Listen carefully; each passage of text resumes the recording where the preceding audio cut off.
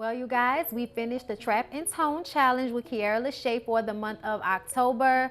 And I think it was great. It was challenging. It was amazing. We are so happy with the results, and we hope that, other people will join in for the next challenge and just try it out and see how you feel. So there is another challenge happening in November, okay? So go to the site, ifyoucanmove.com. The link is down below in my description box, and sign up for the challenge. And don't forget about TLC NutriBurst, and all of the amazing products that they have at TLC. The link is down below to where you can purchase some of those products. I've even gotten my husband into the NutriBurst. I've gotten my husband into the tea, actually, especially if he isn't feeling that great. Sometimes he might have a little stomach issue. He drinks that tea and he feels great like an hour later. So just saying. Don't listen to me though.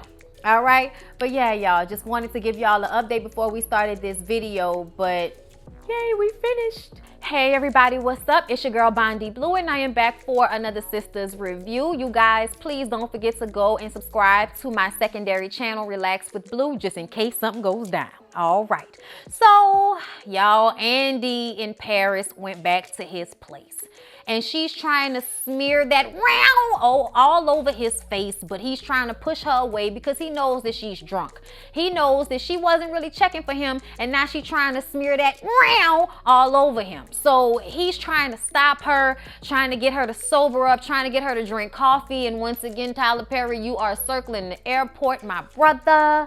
I heard you're gonna hire some writers. I hope they shorten these scenes because it didn't need to be all of this. Okay, just back and forth, back and forth. Andy seems to only play drunk well. Works on my damn nerves. But either way, she takes all of her clothes off, and she has this really nice red lingerie under it. And that was hard to turn down. And I felt like she forced him into it. Like, child, this almost felt like assault. I didn't know what was going on. But either way, they went ahead and got it in. And it was, and I was like, oh no.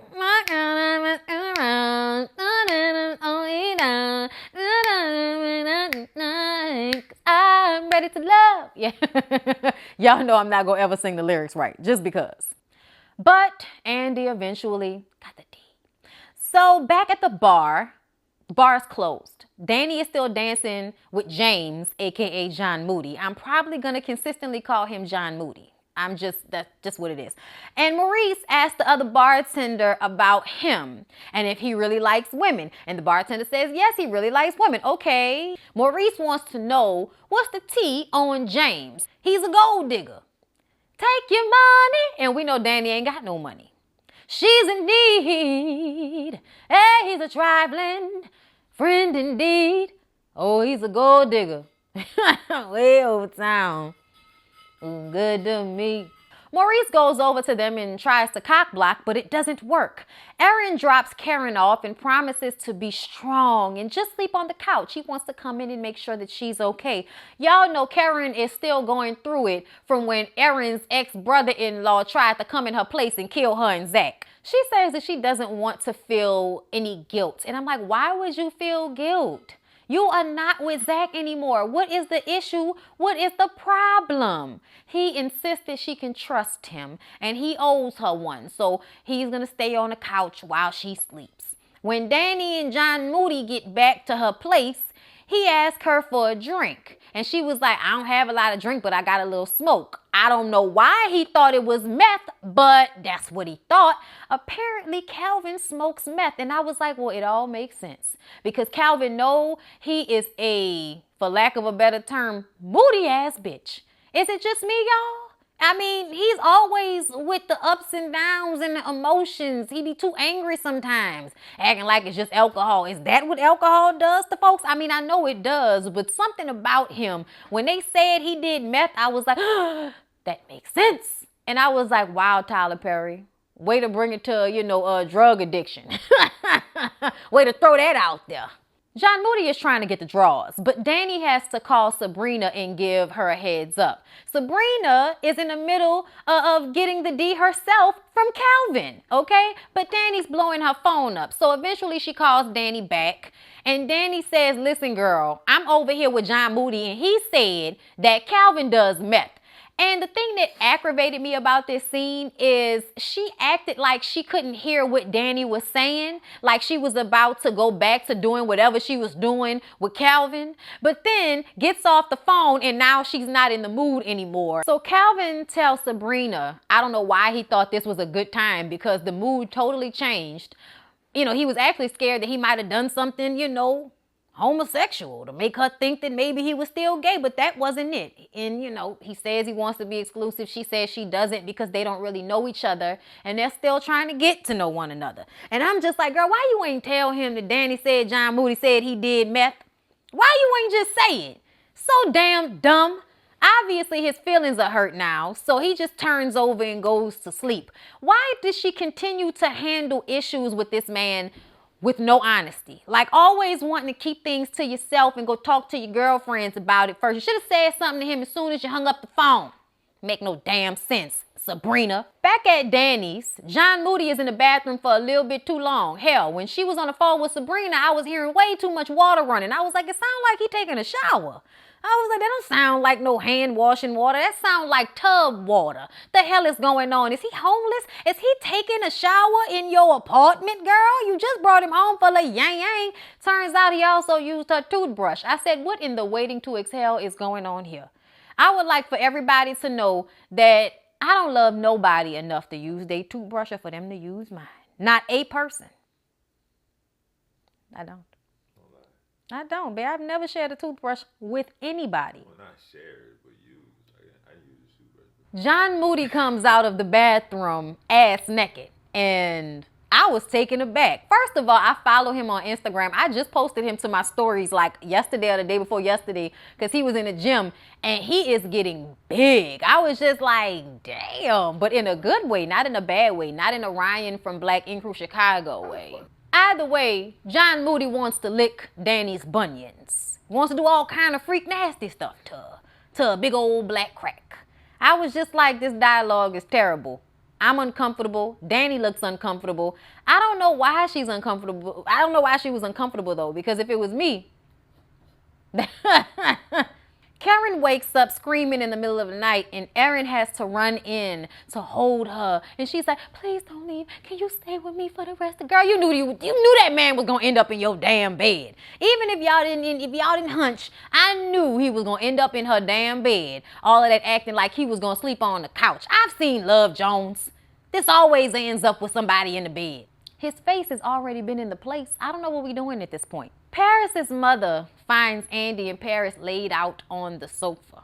Apparently she lives in the basement and heard everything that happened last night, including how thirsty and desperate Andy came off to her very sensitive and nice son, okay? So the mama comes in there, makes some noise with pots and pans and stuff, and then won't let Andy get her clothes, but throws her son his clothes and tells him to get the hell out of here so she can talk to this young girl, and tells her, I heard you last night pushing yourself on my son. He tried to stop and talk to you. You didn't warn him before because you was running behind that man that stole all your stuff. Yeah, I saw when the FBI came up into the office. We worked there. We cleaned it. We know what's going on. And now, because you done made him mad or he made you mad or whatever going on between you and y'all, you want to come over here and use my son, my good black man's son. Oh, no. Oh, no, ma'am. You need to get your life together, okay? You too smart and too pretty for this foolishness now, Andy. Figure it out. But you're wrong, sister. You're wrong. At first, y'all, throughout this scene, she was working on my nerves because I was like, first of all, you live with your mama. Second of all, ma'am, I don't need all of this judgment from you. You ain't my mama. And at the end of the day, why is you ear hustling that hard? How can you hear everything from the basement? Like that lot of holes in your story there, ma'am. You couldn't have just been in the damn basement, okay? And I'm trying to understand, like, you really heard all of what she was saying, child. Andy was being some desperate with that man that night. That's embarrassing, child. I felt embarrassed for her. You know, but eventually she calls Paris out the bathroom and tells him to take this girl home and apologize to her for not telling her that you live with your mom. Fatima is waking Zach up with some water and aspirin, trying to get his hungover ass to go to work. And she tells him that, you know, he's going to turn his life around. It's all going to work out. He's like, why are you telling me that? And would you wake up with affirmations? She was like, actually, yes. basically Fatima is going to be like the perfect vessel of a woman to come along and help Zach get his shit together so Karen can kick herself for letting him go. Like, honestly, at the end of the day, he works on my nerves because she has to try way too hard to get him to have sense. Like, I'm just annoyed by it. And then she want, like, why would a woman with so much to offer want a man that has absolutely nothing to offer her? She got to give him a place to stay, a car, got to remind him to get his ass up to go to work. Like, that's way too much to have to do for another adult. Just saying. But hey, whatever. It looks like Zach and Fatima are gonna be a thing. The next morning, after, you know, Karen had her little night trauma, I forgot to mention that she thought that Zach was killed and she was going to call Zach, but decided not to when Aaron came into the room and told her that everything was okay. But they have breakfast and they plan to go grocery shopping later on. Then Andy comes in and she's trying to like get dressed and hurry up and run off to some meeting without actually having a conversation with Karen, but Karen's not letting it go down that way. Where were you? What happened? And so Andy has to tell her how embarrassing it was and how she got read for filth by Paris's mama / grandmama. They had a laugh.